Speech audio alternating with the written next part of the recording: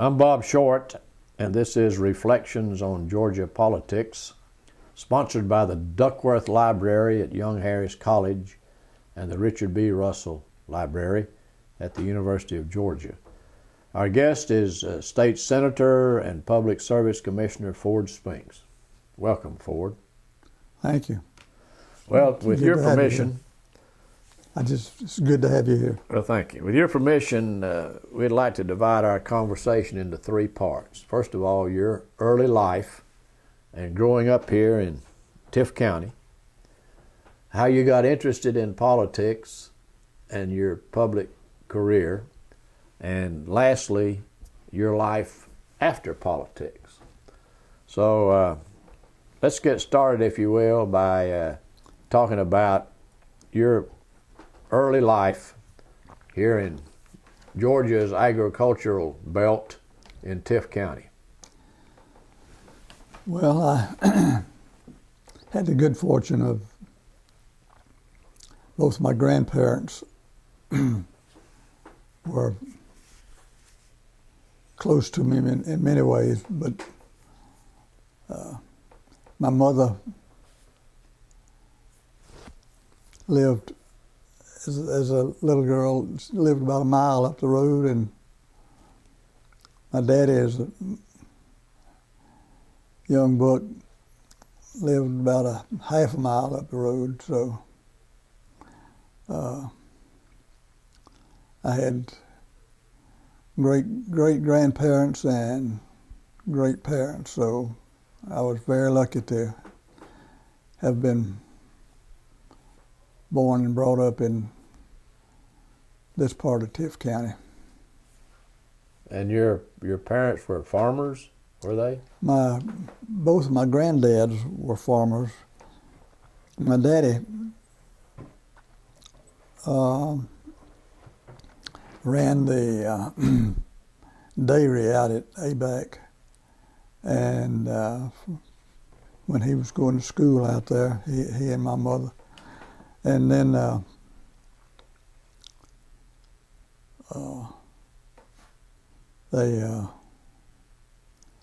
he took a job with a dairy down in Florida. So actually, my first year in existence was near Tampa, Florida. Big wide place in the road called Plant City, I believe.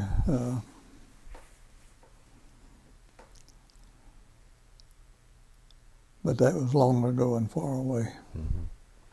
So you grew up, went to school here in Tifton, or in Tift County? In Tift County. Our school was up where the fire department here is now. Excelsior School. It's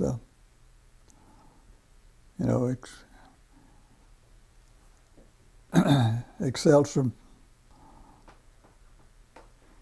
sort of has several meanings, maybe, but one is that it's supposed to be the best. Well,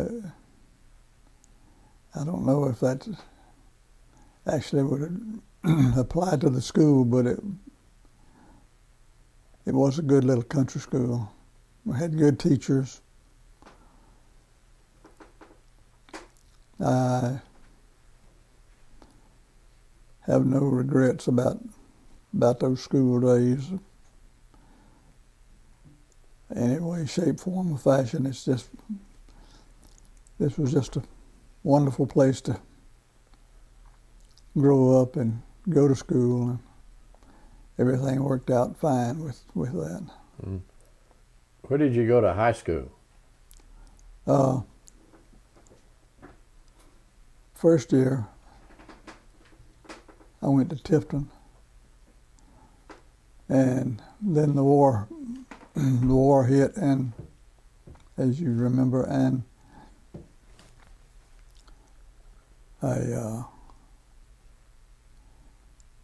me and my mother and a cousin or two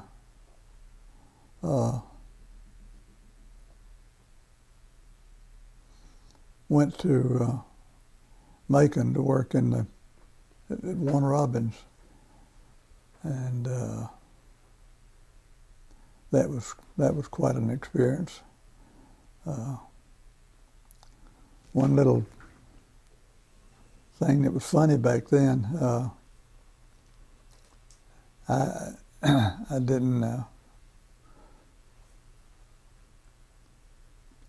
have driver's license. I was not old enough to have a vehicle, and to get back and forth to work on the plant every day, I rode my bicycle, and one day the thing started coming apart. The piece that holds the handlebars broke, and there for about a month before I could get a new piece, I'd just ride it to work every day without any handlebars, and I wondered if I was where the finger idea was born. Anyway,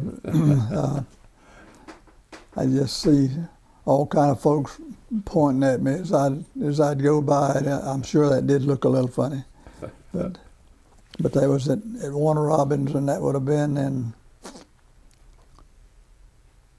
I guess, 43, 44.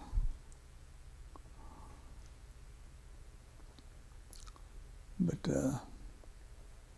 so I finished I finished high school at Bonaire. First year went to Tifton here, and finished at Bonaire. That was another long ago and far away trip. And then you went into the service, into the Army, I think. Went into the Army, yeah. And what did you do in the Army?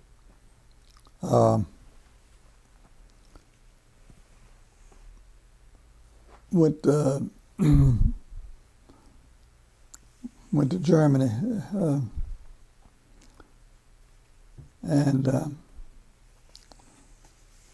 my cousin G.W. Moorman and I rode a bicycle, a motorcycle, a good bit in the community, and that I remembered a little about that, and when the Army found out that I knew how to ride a motorcycle, they put me in a motorcycle platoon of the Constabulary, 72nd Constabulary at Stuttgart, Germany, and did that for about a year.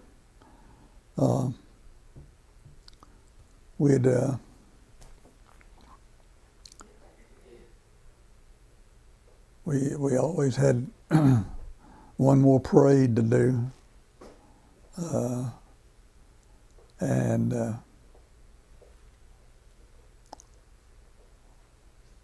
I think we were partly just showboating, but we didn't know that. They gave us we didn't have to wear a tie, but they gave us a big, pretty yellow scarf, and we wore a scarf instead of a tie. And I guess we did look a little funny compared to what the Germans had been seeing up until then.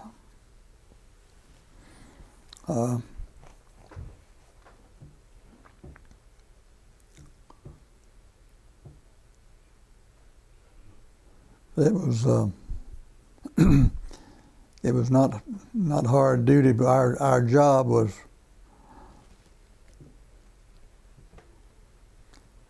was searches and seizures was what they had written down, but I never. The closest I ever came to a search and a seizure was our job since we were sort of a do-it-all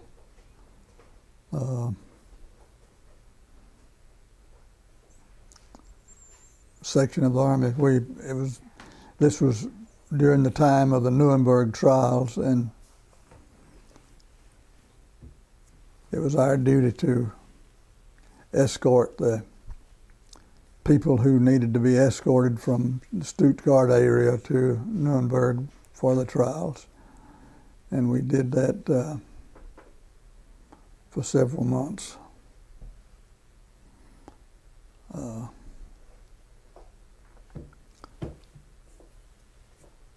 Did you attend any of the trials? No, we didn't have time to do that. We just take them up there and come on back.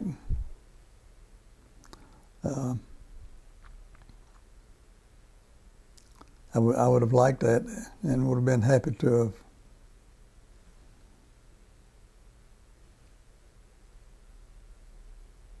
have done that. But our job was to just deliver the prisoners to that location, and we turned them over to another guard detail at that point. And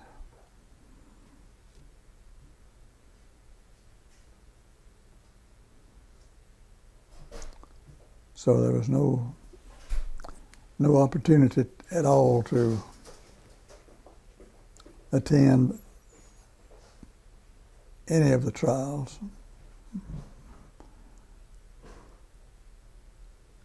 And I thought about that at the time, that I wish they'd let us do that, but I said, no, you got to get back as soon as you can. So after your tour in the service, you came back to Tift County. Yeah. And what happened then? Well,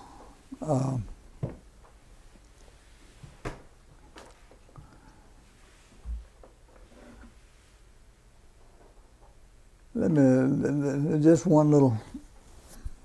Let me tell you one thing on one of the trips. I believe his name was Gonto. I think Gonto was a corporal. He was on the trip with us, and going up one of the, I call it a mountain, but it probably to people in Germany or the folks in mountainous country, it was probably just a hill, but it was pretty high. Anyway, going up one of these hills, he was going a little faster than he should have been, and he let his motorcycle drift over into the oncoming traffic, and he hit a Jeep head on.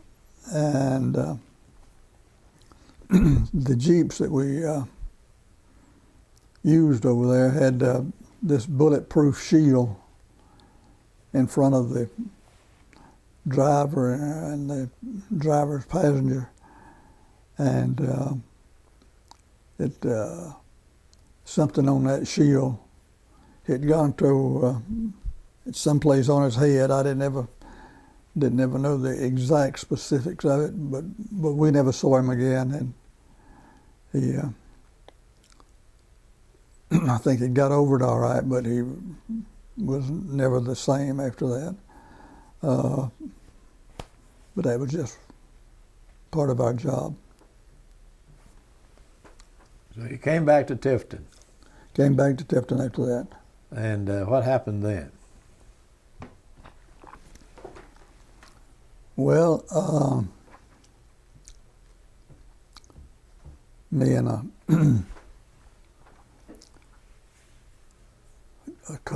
cousin's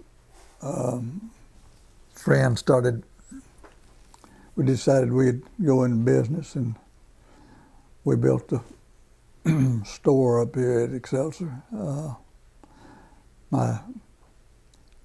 We had run one ever since I was a little fella that my dad had started, but we decided we really needed to build a new one, and did. And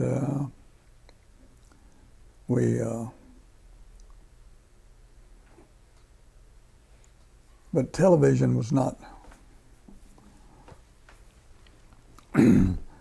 big in our area at that time. It was a very small portion of entertainment there. And so we put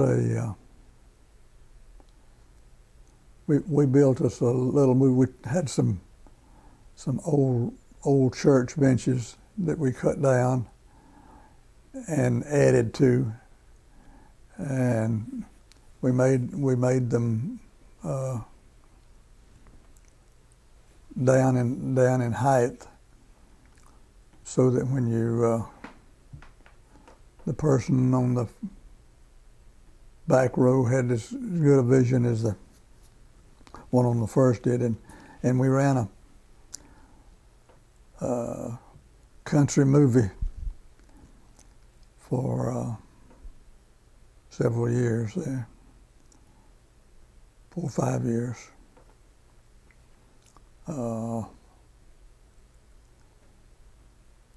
Until that became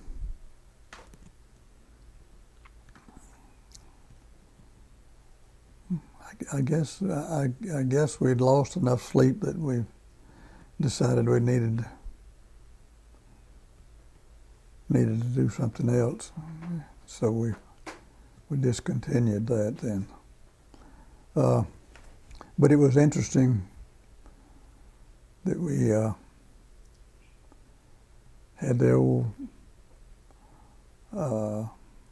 Roy Rogers and Tom Steele and the old cowboy pictures there. They were plentiful, and we had a lot of fun with the old theater concept, and it served us well for 3 or 4 years. Then what did I do? My dad had looked after my cows, and while I was gone, I had been in the dairy business prior to being in the Army, and he had looked after them, so we got back in the saddle, so to speak, and started the dairy business again.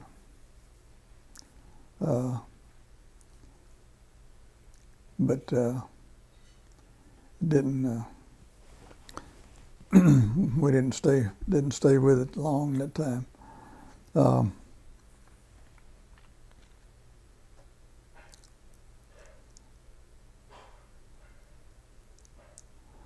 My mother was working for the Colquitt County EMC.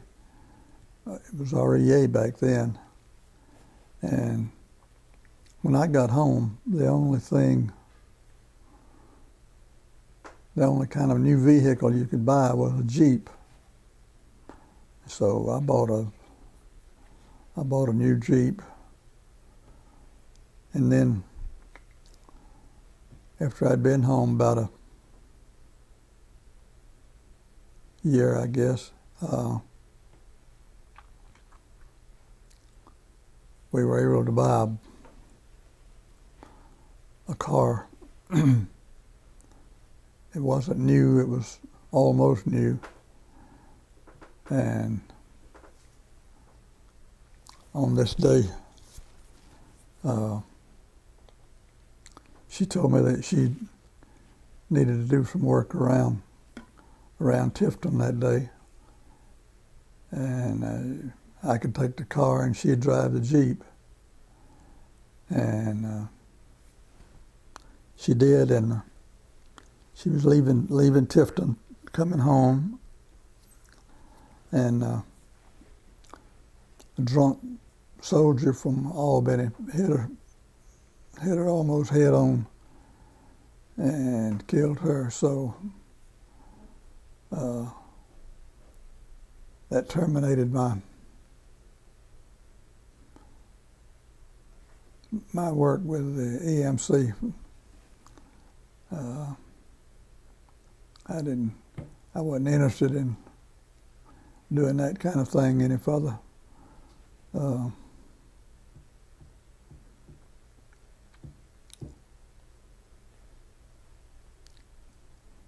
But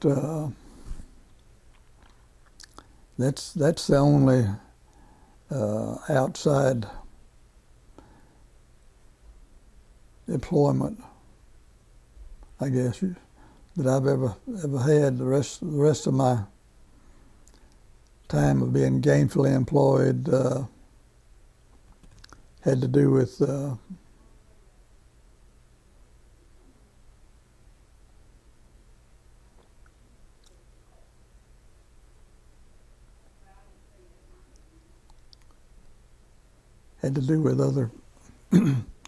other endeavors.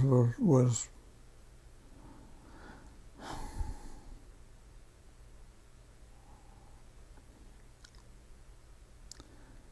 well,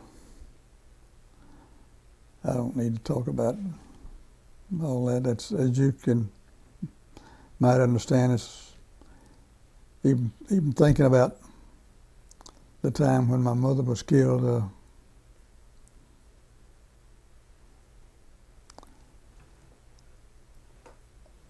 It's not very pleasant.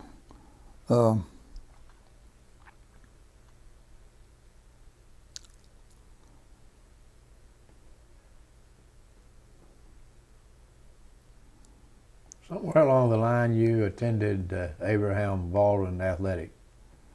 I'm sorry, not athletic. Agricultural College, ABAC. Yeah. Here in Tifton. Well, I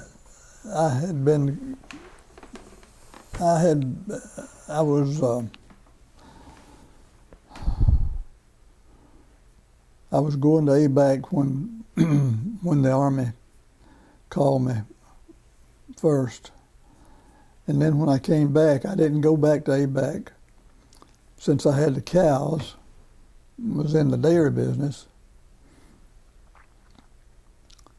I had branched into Omega and had a route of delivering milk to homes and houses and businesses. And that was going very well. So that was the first thing that I did when I got back.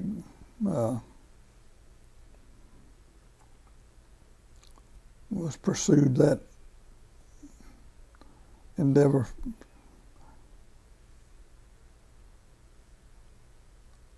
for a while.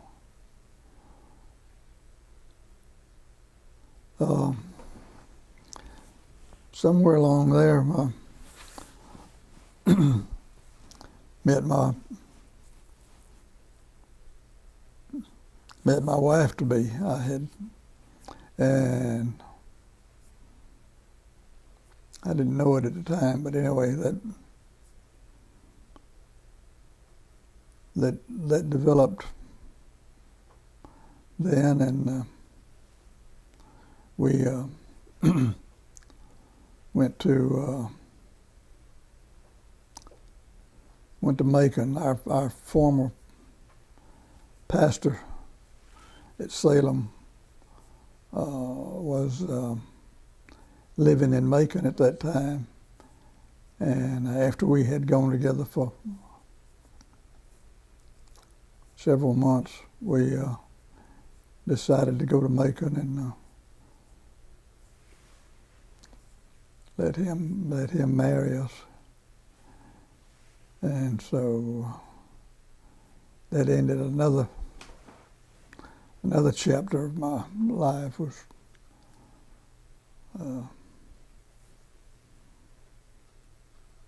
and thank goodness that all of that worked out fine. When did you first get interested in politics? I had some good friends who thought they were doing me a favor to tell me that they'd support me and they'd do thus and so if I'd get involved in it,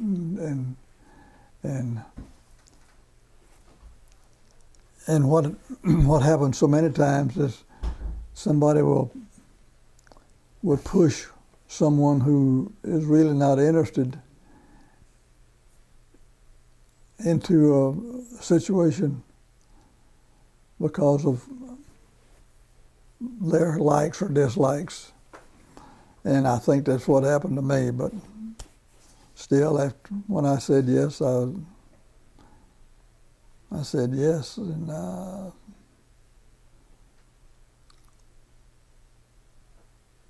So you first ran for the Georgia Senate. You first ran for the Georgia Senate. No, I had one little race prior to that.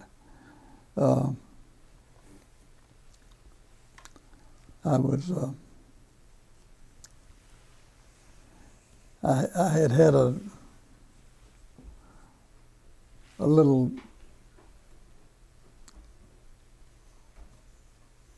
situation, and they caused me a little discomfort with the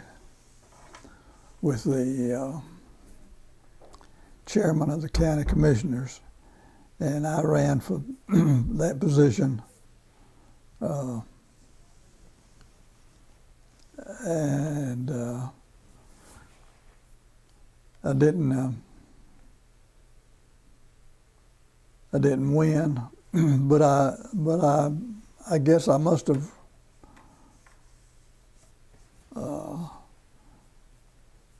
made some friends that stuck with me through thick and thin, and when I decided to be in politics again, they were really ready to help me the second time.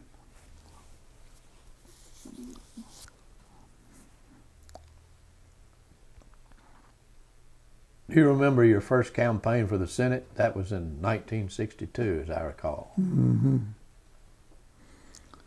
Yeah, I sure do. I thought how unfortunate this is to run for the Senate, get elected, and then have to run again, and that was what happened. Let's talk about that for a minute. You ran and got elected, and then they reapportioned. They reapportioned. And you had to run again. Had to run again. Yeah. What was your district like after they reapportioned it? Well, in my case, it made no. There was no difference. It was Brooks County, Colquitt County, and Tift County was the three counties before the reapportionment, and it was same three counties after the apportionment. But of course, having to run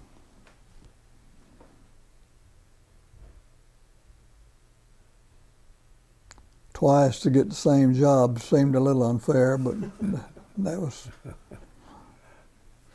Yeah, we might explain, Ford, that during the days of the county unit system, the senatorial districts were broken down into 3 counties that rotated the senator Yes. every term. Yes. So after reapportionment, those 3 counties became a district, and you represented that district. Yeah. And had to, but when you ran for re-election, you could do it every time instead of rotating the county. Yeah. Right. Yeah. So you're elected in '62. You went to this Capitol in '63, and you were part of one of the famous classes in Georgia political history. You remember those days, I'm sure.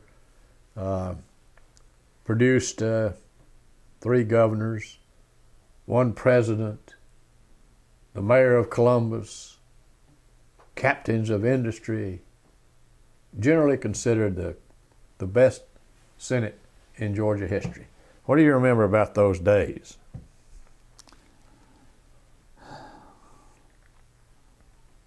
Well, my memories specifically are, as you might imagine, are a little blurred in that I remember generalities, but not too many specific details. But I remember thinking at the time that Jimmy Carter, he's somebody I could really support, could work for. He's very knowledgeable, and it goes without saying that you can tell that he's is educated and has a lot of smarts. And the fact that he was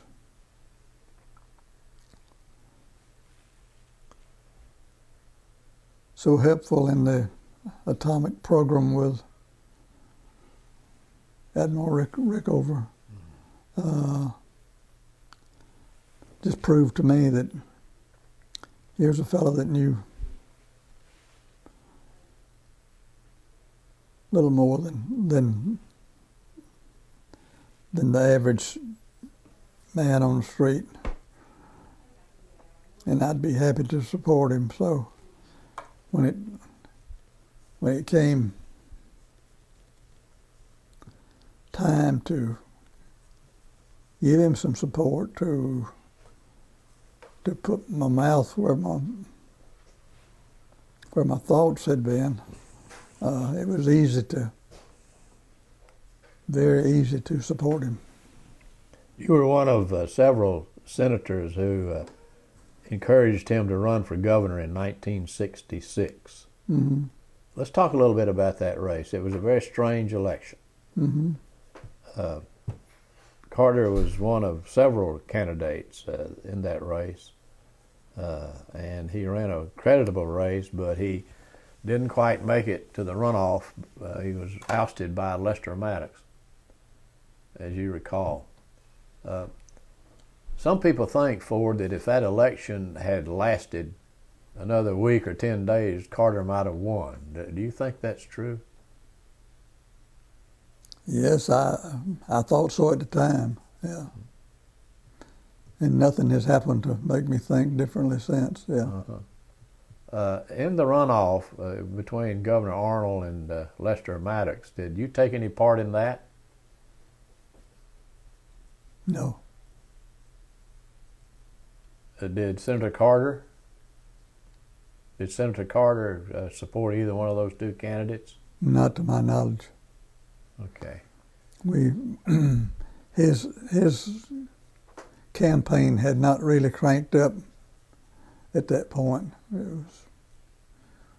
We were still getting started. The fact that you were not on the scene then proves that we were just getting ready to go for the next time. Yeah. Yeah. Well, he did. He spent 4 years running for election in 1970 Yeah, against former Governor Carter, yeah. who was very much ahead in the polls. Former Governor Maddox. Well, he ran against Governor Sanders. We both are getting a little confused. Yeah, In 1970, former Governor Sanders, yeah, who was substantially ahead in the polls at the beginning of that race. yeah. What do you think happened that got Carter ahead? I think his running proved to a majority of the electorate that here's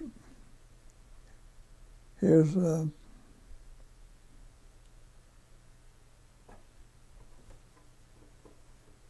average man, an honest man, and an educated man. Here's somebody that I won't be ashamed of in any way, shape, form, or fashion, and I'd like to help him. Let's go back to a minute, if you will, to 1966 when Maddox was the Democratic nominee and Bo Calloway was a Republican nominee, and nobody won the general election. It went into the legislature. You were in the legislature at that time. How did you vote? I voted for Lester. I'm sure that's the way your district voted, was it? Yeah. Were you ever ashamed of casting that vote? Probably so, but I can't recall an instance at the moment. Yeah. What did you think of Maddox as a governor?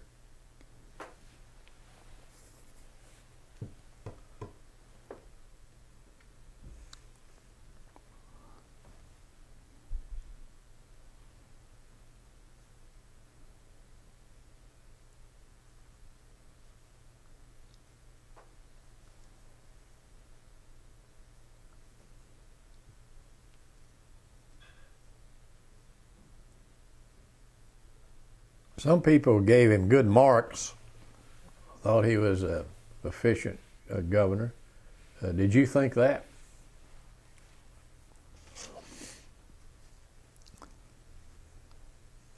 I was, at that point, I was not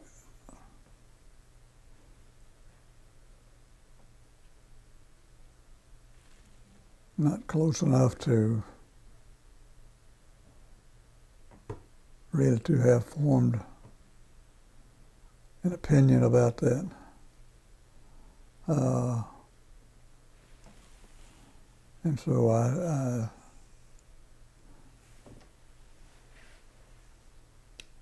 the question sort of hits me cold. I don't.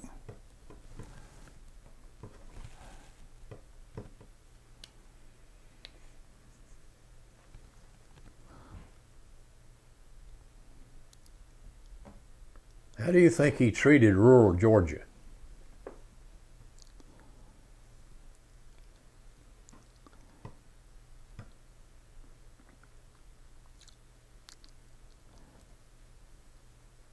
Lester was more of a political person than a lot of folks gave him credit for, and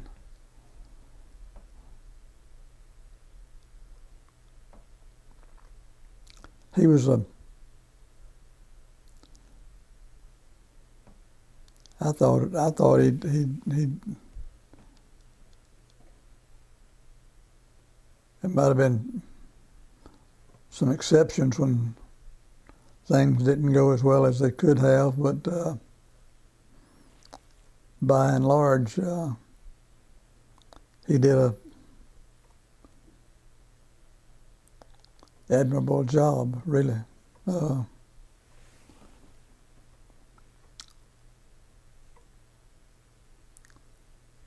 Just, I would have, if I had had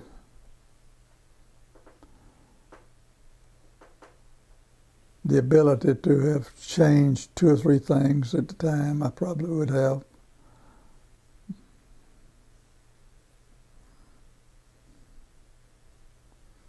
But that, again, that's long ago and far away. And in 1970, when Jimmy Carter was elected governor, Lester Maddox was elected lieutenant governor, which was rare in our state. That had never happened before.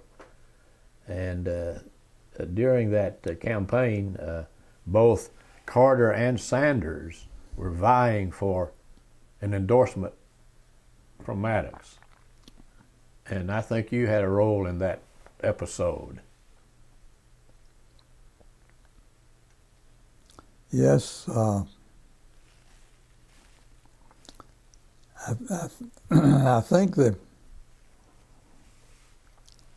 if I understand it, what really went on was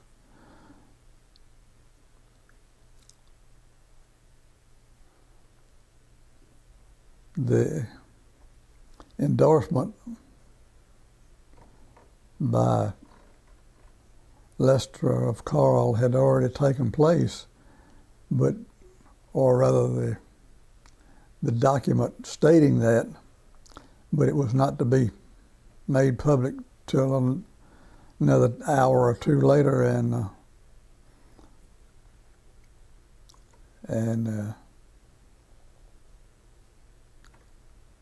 the Carter campaign got word of it somehow, so I was sort of designated to, well, it wasn't sort of, I was designated to turn that around and not let that become public knowledge. So I had a list of 12 people who was close to Lester, that close enough to have made some influence in his thinking, and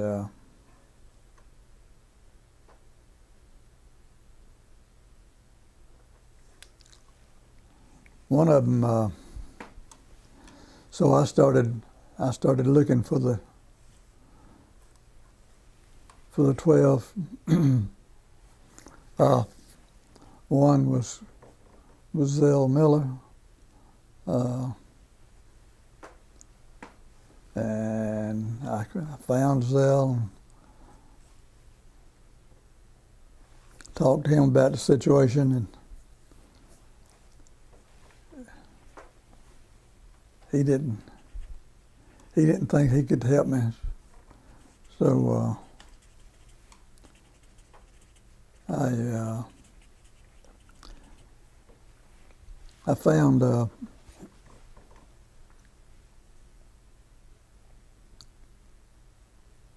Governor Griffin. He was in Tallahassee with his wife. His wife was in the hospital in Tallahassee, and he was there with her, and that's where I found him. That's why I remember that much about that. Now, some of the other folks, I'd have to go back and look at my list and see who the other people were, but it did finally work out all right. But I tell you who gets credit. Peyton Halls. Peyton Halls was the one fellow that responded in the affirmative. He responded in a way that said he would he would help, and did.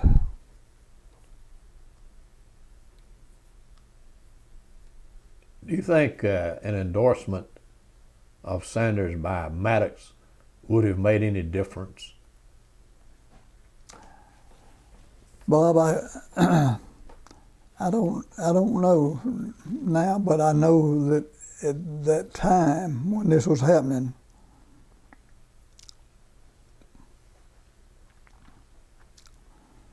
we all thought it would have made a difference.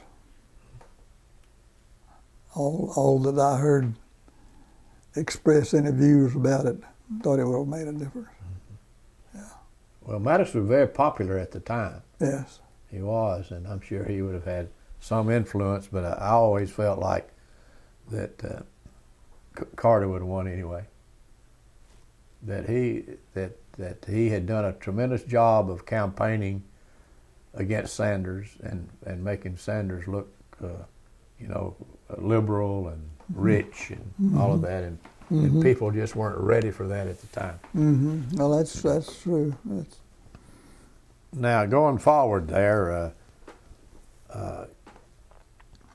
Maddox, when he became lieutenant governor, accused Governor Carter and his friends in the Senate of trying to take over the Senate.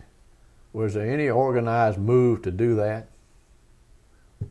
Not to my knowledge. Well, you would certainly know because you were one of Governor Carter's biggest, strongest friends there in the Senate, and worked with him on his legislation and that sort of thing. One of the big issues that became very, very controversial with Maddox was his reorganization plan. Mm-hmm. He had problems, no problems in the House, but he had problems with Maddox in getting it through the Senate. Mm-hmm. Do you remember all that? Vaguely. Well, tell us about it. That's one of those things that was long ago and far away. Yeah. Yeah. We were talking about reorganization and Governor Carter's primary plank in his campaign platform. He was able to pass legislation to reorganize the state government. Mm-hmm. Do you think that has worked efficiently? Bob,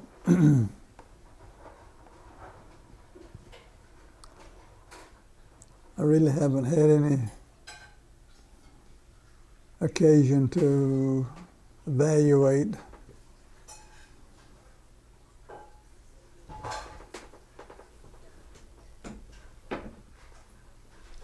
any part of that reorganization, and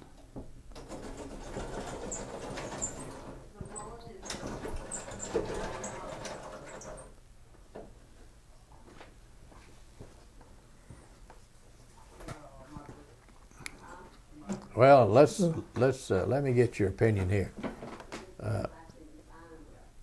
On a scale of 1 to 10, 10 being the highest, how would you rate the Carter administration when he was governor of Georgia?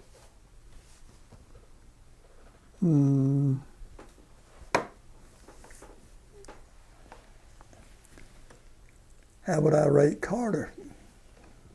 As compared to other governors.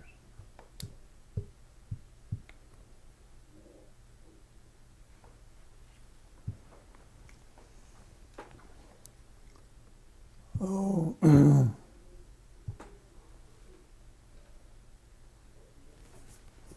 now, is this question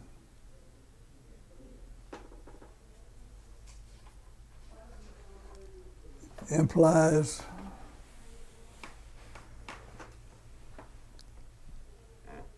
that all the governors did well. Mm-hmm. Yeah, right. Yeah. Every governor, since in my lifetime that I can remember, had some very positive things to their administration. Mm-hmm. My thinking was that at that particular point that Jimmy Carter might have been a little more advanced Mm-hmm. than most of the other governors at that point. Mm-hmm. Of course, as the state grew and as the economy grew, governors got a little more money to do more things with. Yeah. But I guess what I'm asking is, do you think he was poor, average, good, or excellent as a governor, in your view, while you were in the Senate?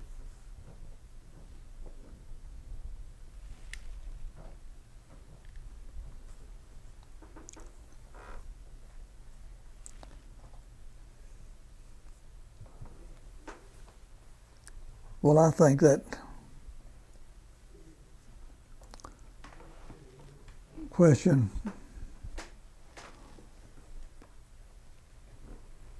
was answered by the electorate of the United States. Because when the people of the United States pass judgment on a fellow, you can't get any higher than that. And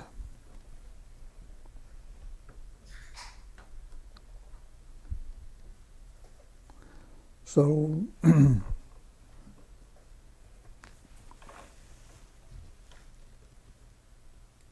given that, that means that the majority of people of the United States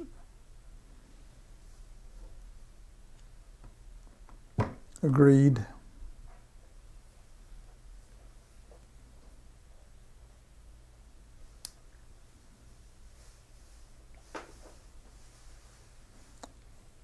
And there's no higher court in the land than the court of public opinion of all of our people. Governor Carter appointed you to the Public Service Commission. Let's talk for a minute about that. What does a Public Service Commissioner do?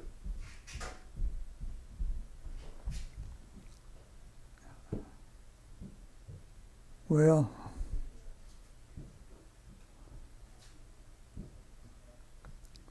the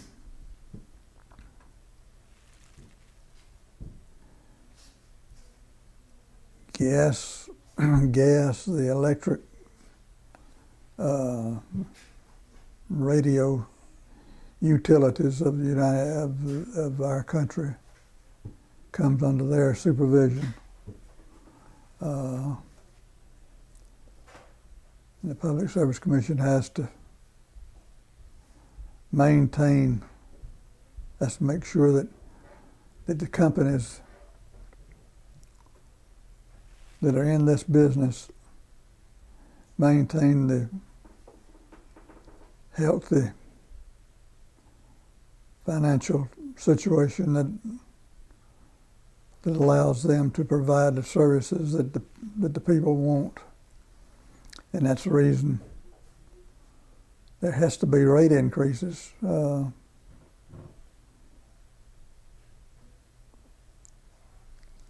That's just the way the system works. You've got to, for them to be able to provide those services, they have to build plants or put in more equipment, and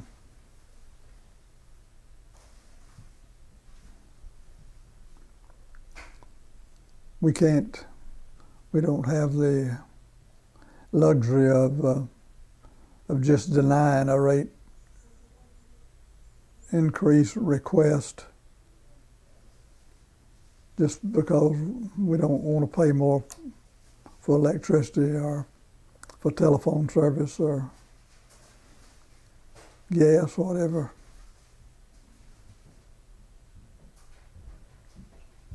The companies have to be in position to, which means they have to have the equipment, whether it be a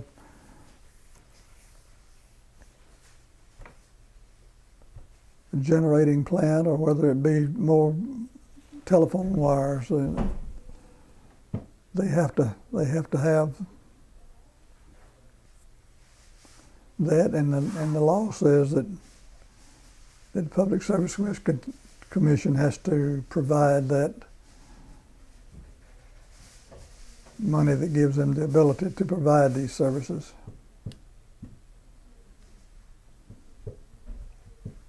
Well, that is a political office, and it's statewide, so when you ran for re-election, you had to run statewide.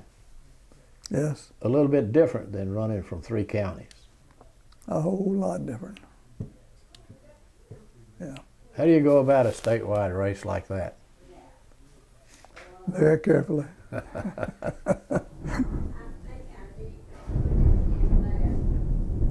You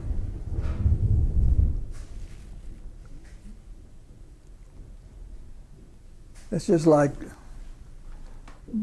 any campaign anywhere.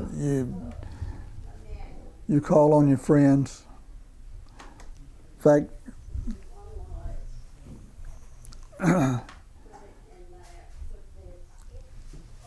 you call on your friends to help you, and if you have been trying to be a good public servant, most times the people will respond.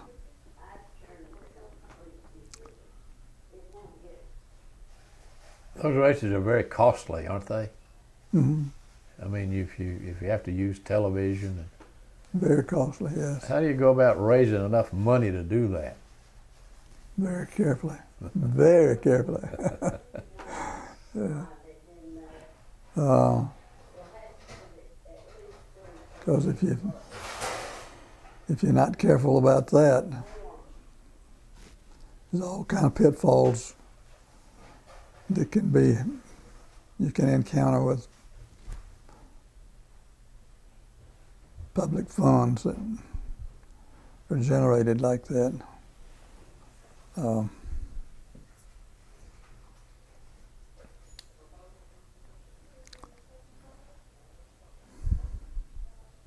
But the public was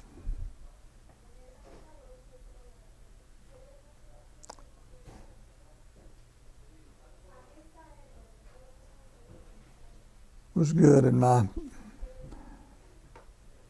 behalf. Everything worked out well for each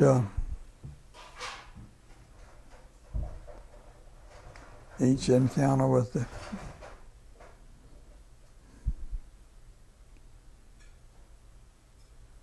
whatever possibilities might have been at that time. You ran how many times? Must have been 3 times. 3 times. Yeah. Why did you decide to leave the commission?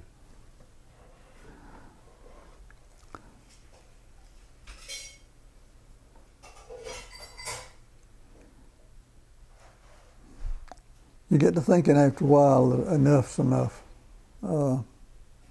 And you get tired and worn out, and it sort of starts becoming a thankless job, in that not enough people realize that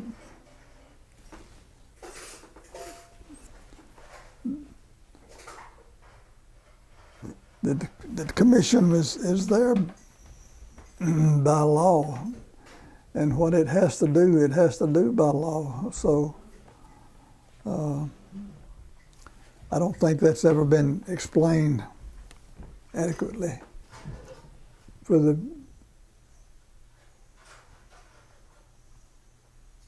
general public to understand.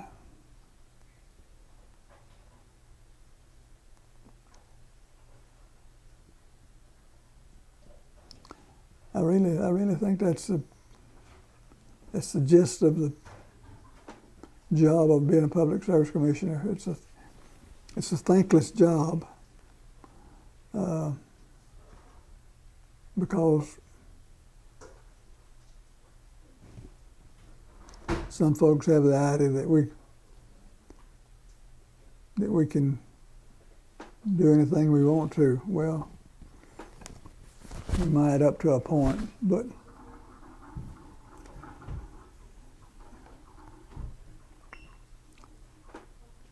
if the law has been written that says you've got to do certain things, then you try to do what you've got to do.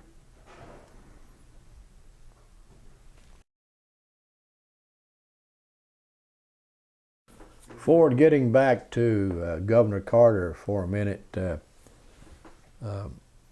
when did you first suspect that he was thinking about running for president?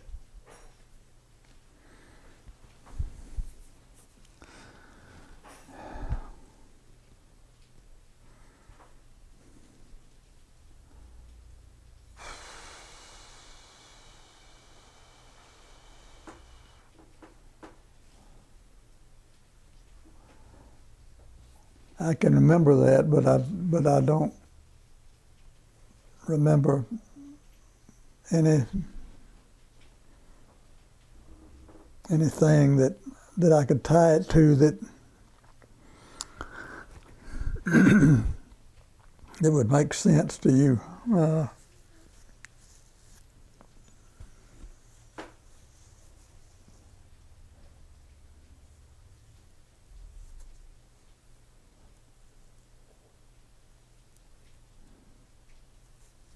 You remember the document that Hamilton Jordan was supposed to have written while Jimmy Carter was governor that outlined the steps that he needed to take to run for president.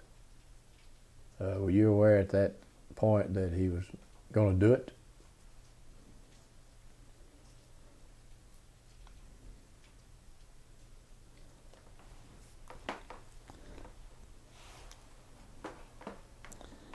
No,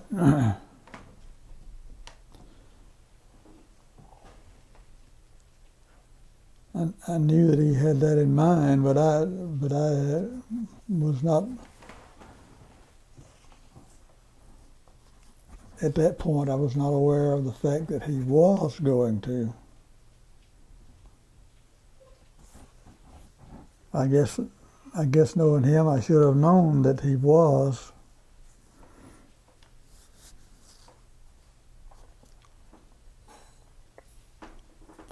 What was your reaction when you learned that he was ready to announce for president?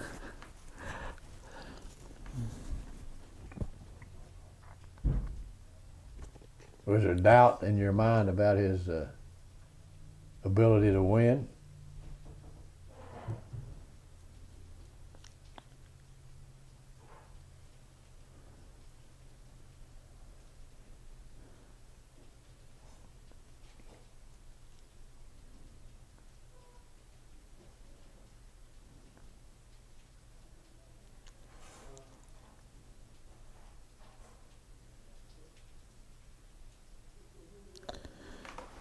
Yeah,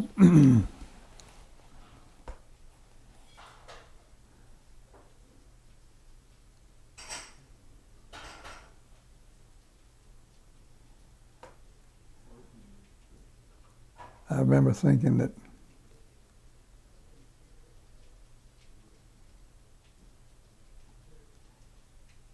I know he has the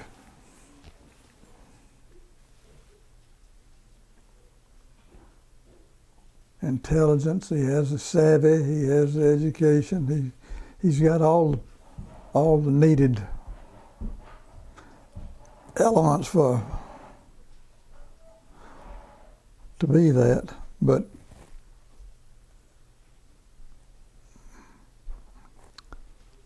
would this be rushing it just a little bit? I guess what it was is is that I at that point, I hadn't thought about it enough to convince myself that now's the time. I knew that he was capable and that he had all the little extras that he needed to be able to do it.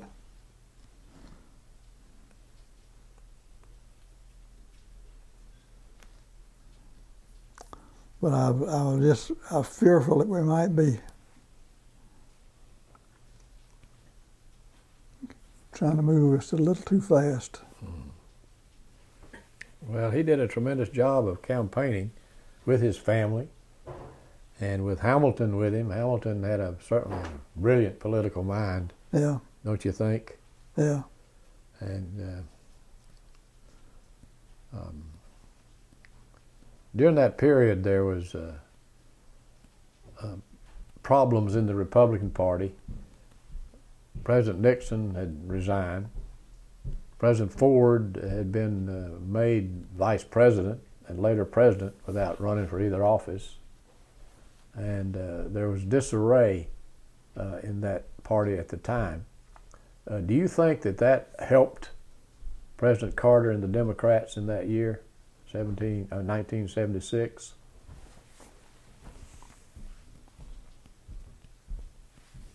No doubt it did. Do you think that President Ford's pardon of Richard Nixon helped the Democrats?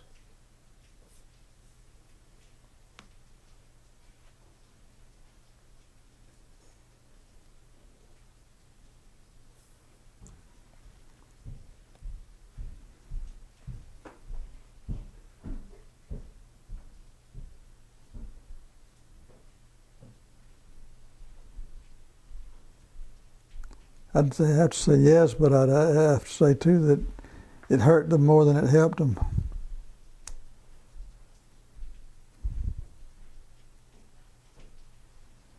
How is that now? Well,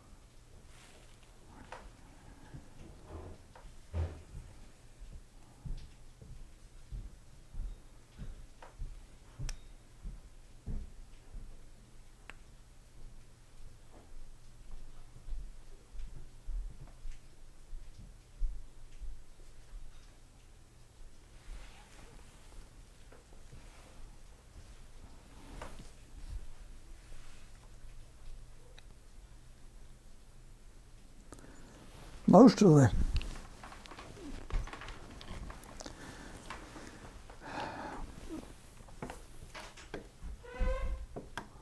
the voters are probably a little more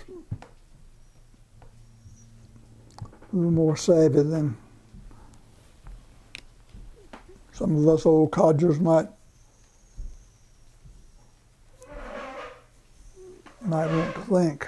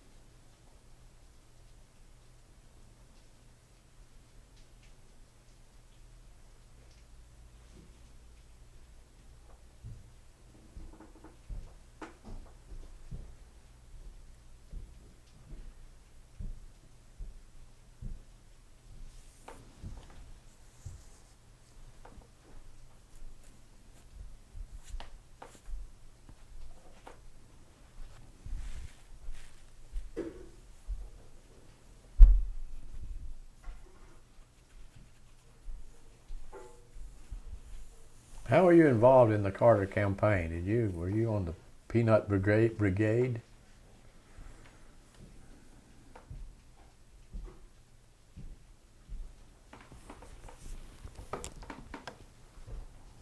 Bob, I was. I don't think you'd find my name on anybody's list, but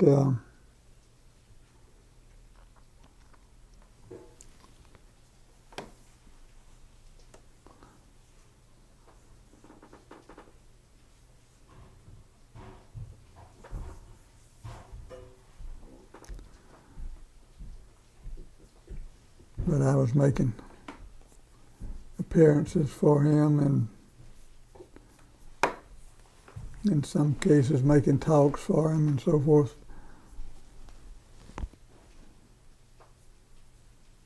Before the Peanut Brigades really got going, so I was there. I just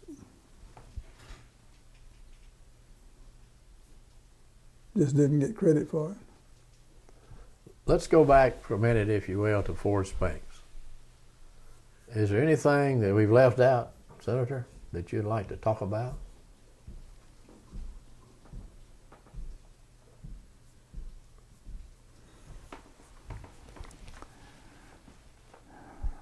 No. I'll think of something after you've gone, I'm sure. Yeah, why didn't I think of this, and why didn't I tell you this? Well, we've enjoyed having you as our guest, and I want to thank you on behalf of Young Harris College and University of Georgia for being with us today. Well, thank you, Bob.